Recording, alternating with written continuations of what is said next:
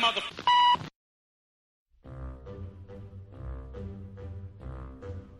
The Jell-O Program, starring Jack Benny with Mary Livingston and Phil Harris and his orchestra.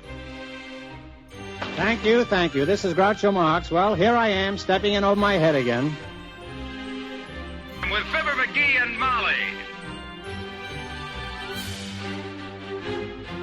Folks, this is just as new to me as it is to you. Hello? Hello, Mr. Benny, this is Rochester. The Great Gildersleeve. Well, what an original greeting. Hello and welcome to another week of comedy, funny, haha, on Dwayne Old Time Radio. One thing, please subscribe to my channel.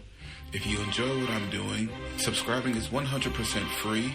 Also, one more thing, if you have a few seconds or 1 minute, please leave a review on your preferred podcast service, especially if you're on Apple, Spotify, or really just your preferred podcast service.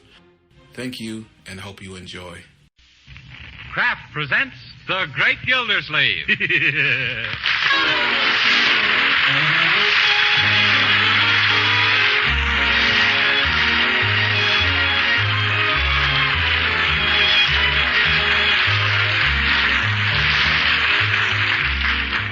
Each week at this time from Hollywood, California, Kraft presents Harold Peary as the Great Gildersleeve, written by Leonard L. Levinson.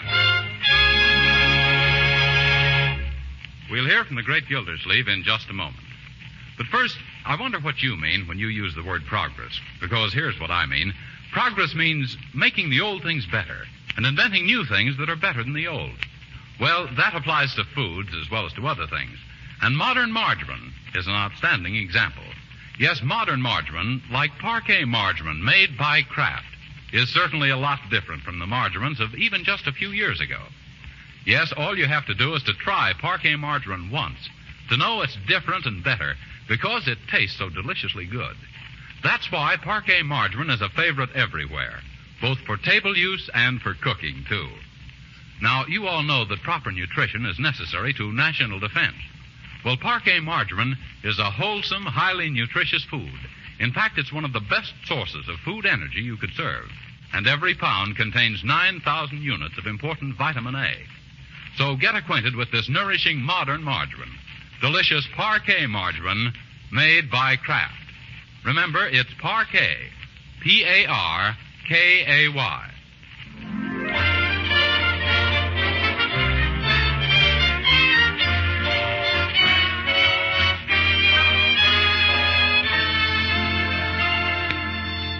And now let's visit our friend, the Great Gildersleeve.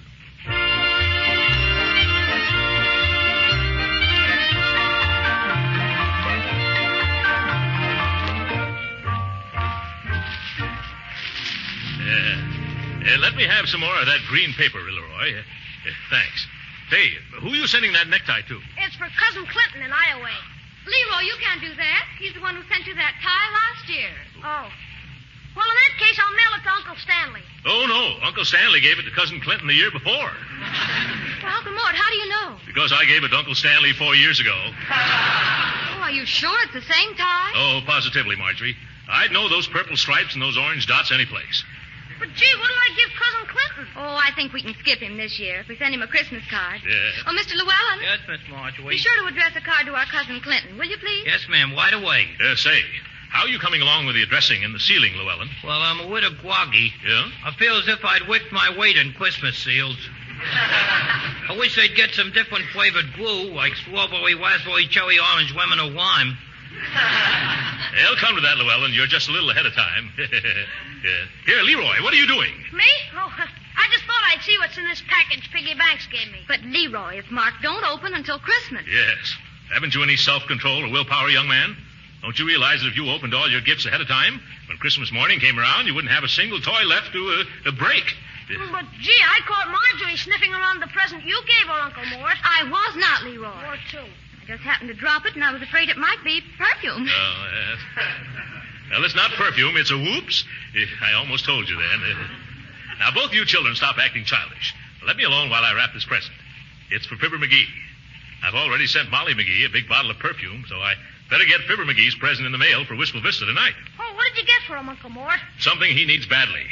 An electrical pants presser. It's a neat little gadget, isn't it? Although I doubt if it'll make much of an impression on those gunny sacks McGee wears. You think that's enough of a gift for Mr. McGee? Why not? Cost me 39 cents at the cut-rate drugstore. 39 cents? Yeah. But I thought Mr. McGee was a close friend of yours. He is, Leroy.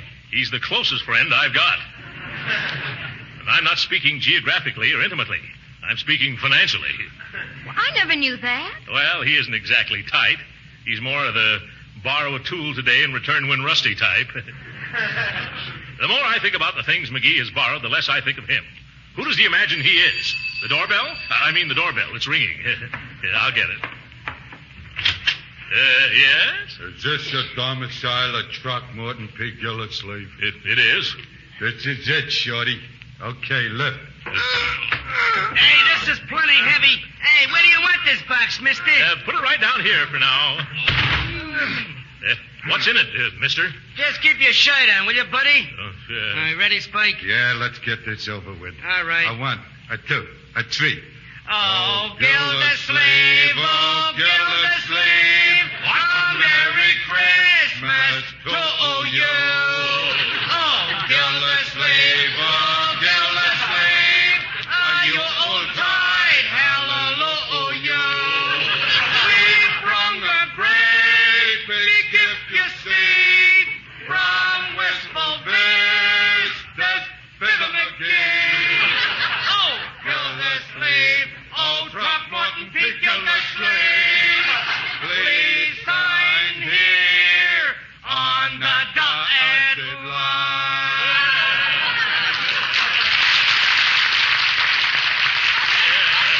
Wonderful. Well, singing expressman, eh? Yeah. We are something in the nature of an experiment. Oh, I see. You're doing it for the company to see if it's satisfactory, yeah? Oh, no, we're doing it for the men to see if it's remunerative. Oh, yes, I get it. Well, here you are, boys. A dime for each of you. A dime. Why, Spike, this guy ain't got no respect for music. Yeah, but he sure got a lot of respect for money.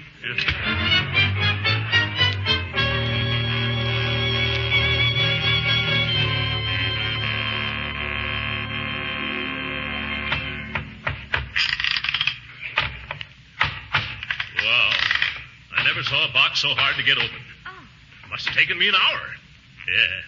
Now to see what Fibber McGee has sent me. What is it, Uncle Mort? Gee, another box. Yeah? And all done up with Christmas wrappings and stuff. Oh, my goodness. Hand me the hatchet again, Leroy. Oh, no, Unc. Can't you see what it says? Where? Oh, don't open till Christmas. And this means you, Gildy, old snoop. McGee never means what he says. The hatchet, please, Leroy. But, Uncle Mort, where's your willpower? Yes, and how about your self-control? Oh, they're fine. It's my curiosity has got the best of me. Oh, gee, let me take one little peek, will you, huh? Now who's acting childish, Uncle Mort? You're right, Marjorie. I wasn't setting you a good example. Hand me some of that ribbon, and I'll get this pants presser off to my old chum. Oh, what am I saying? I can't send McGee this dinky little present now. Why not? Because that box probably contains a large, valuable gift for me. And alongside of it, my cheap little crease iron will look like, 39 cents. What do you think you should do, Uncle? I better go right downtown and get him something better. Oh, I think that's very nice of you, Uncle Mort. It sure is. I think so, too. Now, in order to get an idea of how much McGee spent so I won't spend any more, don't you think I should take one quick little look as to what he sent me? No. All right, I was just suggesting. Say, if you're going downtown, you better hurry up. It's getting late and the stores are awfully overcrowded. Oh, I won't have any trouble. Get your cap and coat, Leroy. I'll be right with you. Are you taking Leroy through those mobs with you? Yes, Marjorie. He and I have worked out a wonderful system for Christmas shopping. Haven't we, Leroy? I'll say. What kind of a system? It's called the angleworm formation. Leroy goes ahead and figures out an angle, and I worm my way through.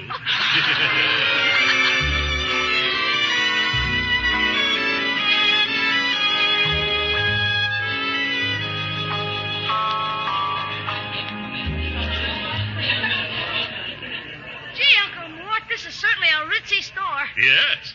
Haven't I always said that the best is none too good for Fibber McGee? Well, how do you do, sir? What will it be?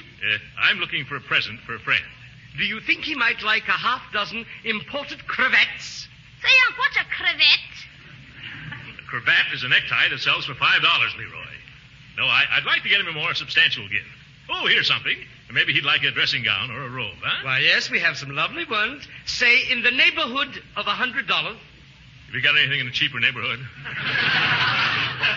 Well, here are a few in the vicinity of $60. Oh, yes. This brown silk one would be exactly the right thing. If you have it in a smaller size and some other color and a different material and a little less expensive. Well, then I'll have to go back in the stockroom and see what we have there. If you'll just wait a moment. Don't worry. Yes. Quit trying on those derbies, Leroy. You can never tell who wore them before you did. But I only wanted to see how I looked in one, Unc. How can you see when they come down to your nose on you? Now, just stand still. Oh, just the sort of person I'm looking for. Oh, excuse me, sir, but there's a little favor I'd like to ask of you. Certainly, madam. What can I do for you? Well, do you see that man standing over there at the sweater counter? Oh, you mean the funny-looking gent with the bat wing ears and the dirty look? Has he been annoying you? No, he's my husband. Oh, he is? Oh, well, I didn't mean that nice-looking chap. I was talking about the one in the checkered overcoat standing next to it. The fat guy that looks like a cross between a scow and a barge. That's the one who's my husband, sir. Oh. You see, I want to surprise him with this pretty blue robe for Christmas. Oh. But I don't know if it's the right size for him, so I thought that being that you two are of the same build... What? You think I'm as chubby as that tubby? No. Oh, now, please. I don't want him to suspect a thing. Why don't you help the lady out, Uncle Mort? Huh? Yes, why not? Here, let me have it, madam. Hold it up, Leroy. Okay. Thanks. Oh, this is so nice of you, really. Not at all. Would you care to have me parade up and down like one of those models? No, thank you. Now, just tie the belt. There. Oh, there. Now, turn around, please. Yeah? Oh, dear. What's wrong? Is my slip showing? Well, either I picked the wrong size or else you're stouter than my husband. No, see here, lady. Well, we can soon see. I have a tape measure here in my bag somewhere. Tape measure? I know Leo's size. Oh. Let me see. Oh, yes, here it is. Now, if you'll just put your arms up, I'll flip this tape around your waist and find out what size. Hey, what are you doing with your arms around that man? Oh, my goodness. Huh? He mustn't find out about the surprise. What? Pretend that you're my cousin George. I said, why are you hugging this fella, Fanny? Oh, Leo, it's Cousin George. I haven't seen him for years. You don't blame me for being glad to see my own cousin, do you? No, not at all. Glad to meet you, George. The pleasure's all mine. Voice still changing, huh? Yeah. Well, George, Fanny's told me all about you, but I always picked you as a different man. Well, I was a different man up till quite recently. Oh, it's just too bad that Cousin George is just passing through town and can't stop over for a visit. Huh? Aren't you, Cousin George? Who? Oh, me? Oh, yes, Cousin George. I just happened to be driving. Driving? I thought you hated automobiles. Do I? Yeah, didn't the automobile ruin your horse collar business? Oh, I don't know, did it? Oh, yes, of course. But I'm not one to hold a grudge. You're not? Well, not more than 20 years, anyway. Say, that reminds me. What's happened to Francis these days? Francis? Oh, he's all right. He? Since when is Francis a he? I mean, she's just dandy. I talked to her long distance only last night. Talk to her? How can you talk long distance to a horse? Well, you picked... Oh, that Francis. Yes. I thought you meant the other Francis. You know the one I mean, don't you, Cousin Fanny? Of course. Your wife. Yeah, my what? I never knew you were married, George, old boy. Oh, well, it's all sort of a secret. We eloped to Niagara Falls. Niagara Falls. Boy, that's a hot one. What's so hot about Niagara Falls? Well, Leo just thinks it's funny that you'd elope to Niagara Falls when you lived right there all your life. Oh, my goodness. Sorry, I can't stand around here, folks. I've got to catch a train. What about your automobile? I hate him again. Come on, Leroy. I'm coming, Pappy. So that was your cousin George, Fanny, and you got the nerve to criticize my... Oh, dear. Wait a minute, Uncle Mort. Where are we going? Out. Let's get away from there before that gorilla gets hep. But if you'll just... He'll wring my neck. How do I manage to get into such affairs? It was Cousin Fanny that did it. Where are you taking me, Uncle Mort? As far away as our chubby little legs will carry us. Now, don't dilly-dally, Leroy. But, gee, Uncle, you can't scram like this. I can't, huh? Why not? By George, it was a lucky thing I kept calm and cool all through that encounter. But, Uncle Mort... What have you been Uncle mourning about, Leroy? Come out with it. I've been trying to tell you all along. We've got to go back to the store. Why? You're still wearing that baby blue bathrobe. Oh!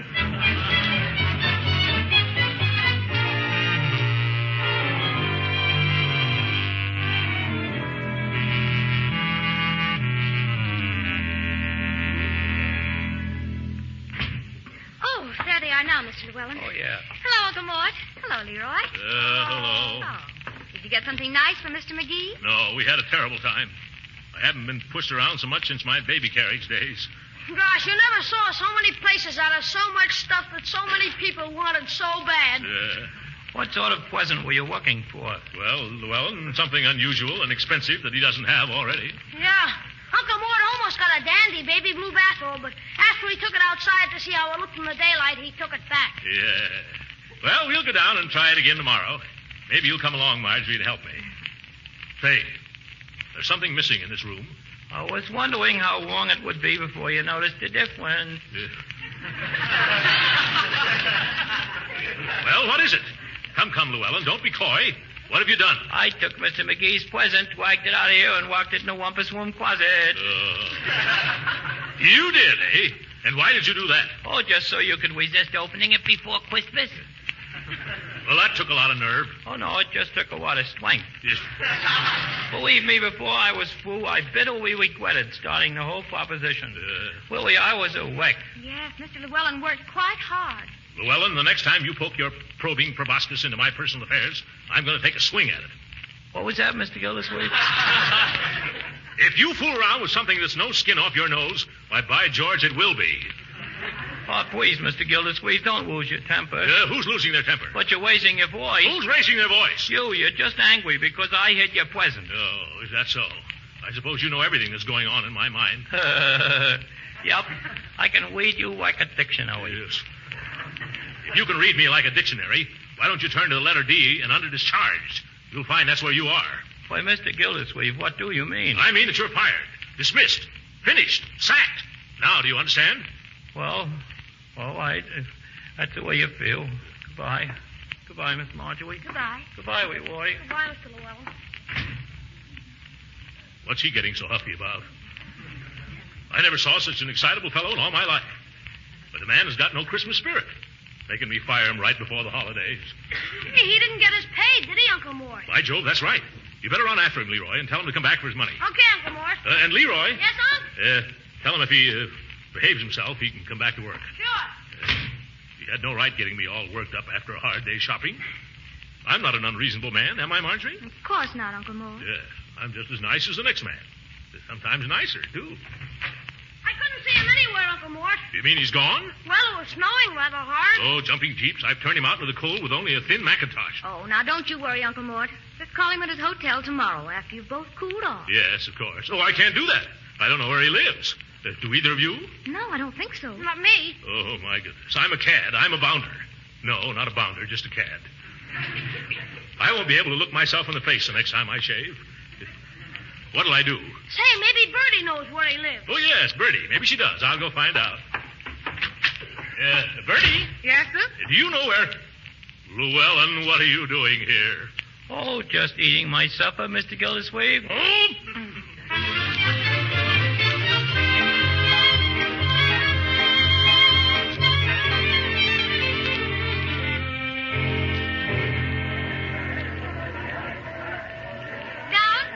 Going down? Hey, wait a minute! No use, Leroy. They're booking passage on those elevators a couple of days in advance. Let's wander into the furniture department. Well, we've looked every place else for a present. Maybe we'll find something there. Yes. I wasn't thinking about Fibber McGee's present, Marjorie. I only wanted to rest. My feet ache clear up to my shoulder blades. Oh, poor Uncle Mort. Yeah. Look, here's a nice big leather chair. Huh? Try it, why don't you? Oh, thank you. I will. Very comfortable. Now, if I could only take my shoes off, but there I go, daydreaming again. Say, look at the buttons on the arm of this chair. Huh? I wonder what this one does. Ooh. Help me. The chair is now a bed. Oh, Leroy, now look what you've done. Gee, the back goes down and the bottom comes up. Here, I'll give you a hand, Unc. You know, on second thought, this is so nice, I think I'll take 40 winks. Wake me up in 1942, will you? Uncle, you can't sleep there. Oh, yes, I can. Watch me. Say, this is certainly a great invention. Now, I wonder what this button does. Oh, you spoiled everything. It's a chair again. How do, folks? Interested in the Snorwell reclining chair? Oh, is that what it is? Well, mighty cozy little one-man couch. And an ideal Christmas present for father, husband, friend, or boss. Uncle McGee, how about it? Yes, Uncle McGee. How about it? Yes. See, that's not a bad idea. In fact, it's the best one I've had so far. Let me tell you about some of the Snorwell features. Oh. 3 comfy, cuddly positions. Yes? Sitting, snoozing, and sleeping. Made of the toughest bull leather. Overstuffed, underslung. Why, you couldn't be more tickled if you bought a feather bed. Huh? Buy one for the rest of your life. Catch on? Yes. Oh, brother. Now, there's a salesman. What do you think, Uncle Mort? Well, how much is it? $39.95. That's without any of the accessories and attachments, of course. Oh, You mean it's got attachments like a vacuum cleaner? Yes, sir. The Snorwell is the first fully mechanized chair. Well, I'm interested now. This is for a friend of mine who is rather mechanically minded. Yes? Yes, he invented an illuminated sundial once. For cloudy days, you know. No, you wouldn't know. Let me show you these features. Here's the overhead reading lamp, also dandy for shaving. Yes. Then we have a combination ashtray and cigar lighter that appears and disappears at the touch of a button. What does it do with the ashes? Dump them under the rug? We also have an electric clock and a compartment for sandwiches with a tank for ice water. Yeah. Gee, it does everything but sing you to sleep. Yeah. It'll do that, too. What? For $24 more, we'll put a little radio inside the headrest. My goodness, if you tack a mailbox on the side of this chair, you could live in it. Oh, this one seems a little damaged. Look at this crack in it. Crack? Yeah. That is no crack. What? It's a slot for old razor blades.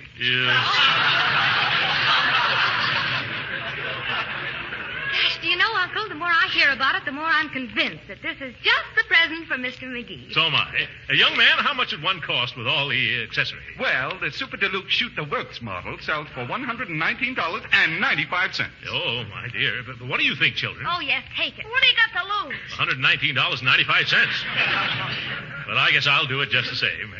Gee, I knew I'd sell one of these someday. What?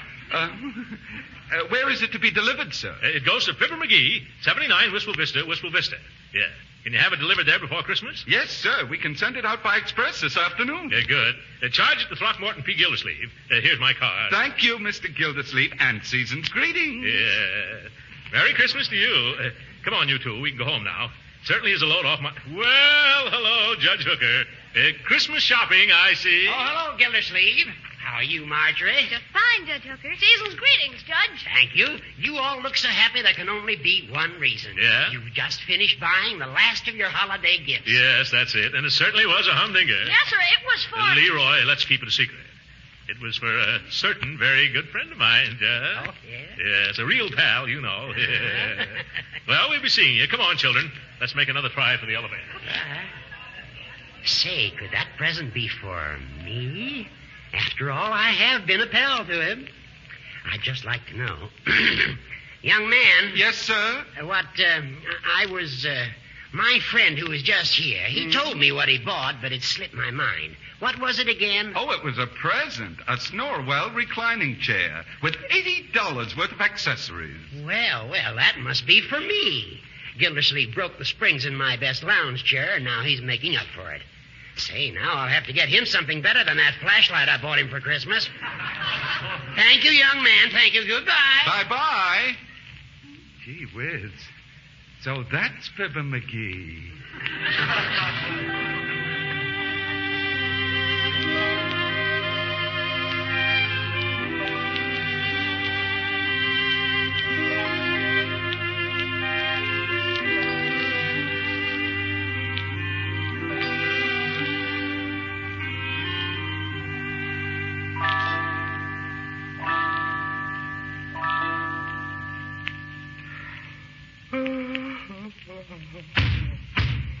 What's that? Sounds like something's going on in this house. Sounds like somebody's raising a rumpus in the rumpus room. I'm going to investigate. I don't know why I'm so brave. In fact, I don't know if I'm so brave. I better stop here in the kitchen first. Now I feel better. Peculiar how much confidence a couple of carving knives gives a lady.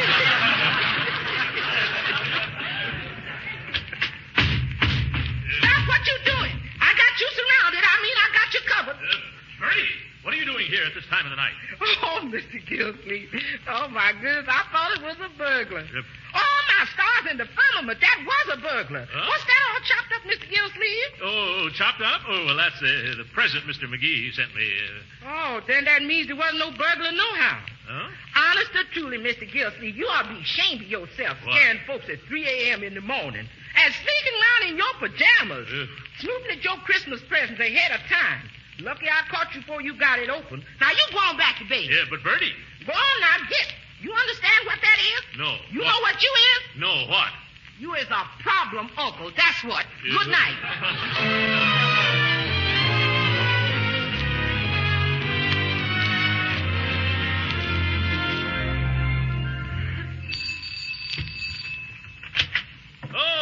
Judge Hooker, yes. Come right in, Judge. I'm still a few days early, but I couldn't wait. Merry Christmas, Gildersleeve. Well, and what's this? Oh, just a little present I picked out for you, Gildy, old pal. For me? Well, what is it, Judge? Set of matched golf clubs in a leather bag. Oh, Judge, you shouldn't have done it. By the way, I've got something for you. Oh, no. Well, I didn't expect anything. Well, it isn't very much. Oh, I'll bet it isn't. Yeah. I had it right here in the hall. Yeah? Oh, yes, here it is. This little box. Huh? This little box? Huh? Oh.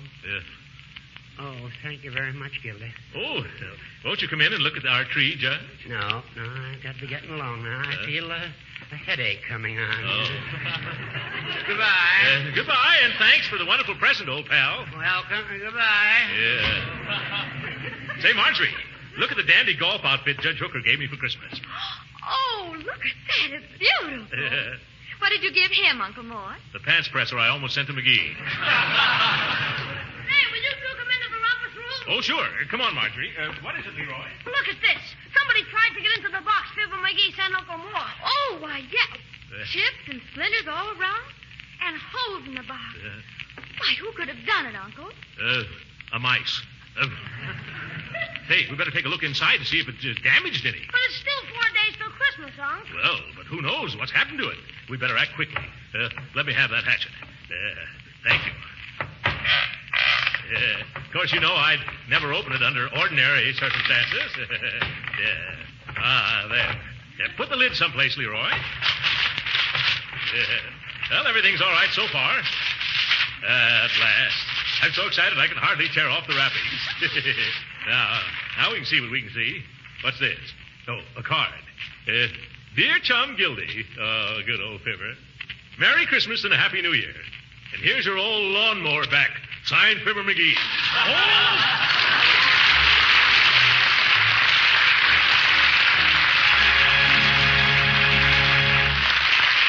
The great Gildersleeve will be with us again in a few minutes. You know, people who won't try new things certainly miss a lot. Yes, you just can't know whether you really like something or not until you actually try it yourself. That's why I urge everyone to try delicious Parquet margarine, made by Kraft.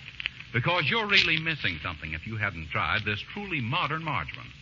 First of all, you're missing the delicate, appetizing flavor that makes Parquet margarine outstanding. Why, Americans from coast to coast have found they prefer Parquet margarine because it tastes so good, both for table use and for cooking, too. Secondly, Parquet margarine is an economical source of food values your family needs. Now, that's very important these days. Proper nutrition is essential to national defense. You see, Parquet margarine is wholesome and nutritious. It's one of the best energy foods you could serve. And especially important in the wintertime, Kraft adds 9,000 units of vitamin A to every pound of Parquet, making it a dependable source of this vitamin the year round. Now, with food prices rising, you owe it to yourself to find out how delicious and nourishing economical Parquet margarine is. So don't put it off. Ask your food dealer tomorrow for Parquet, Parkay.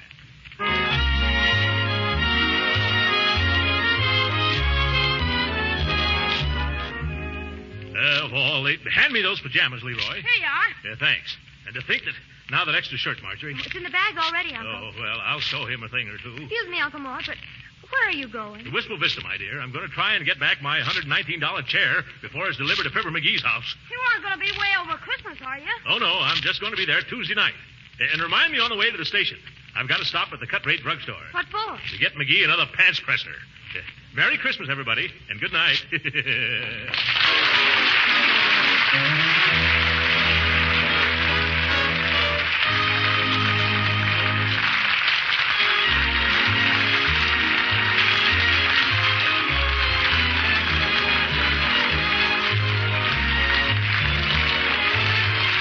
Music heard on this program was composed and conducted by William Randolph. This is Jim Bannon speaking for the Kraft Cheese Company and inviting you to be with us again next week at this same time for the further adventures of the great Gildersleeve. This is the National Broadcasting Company.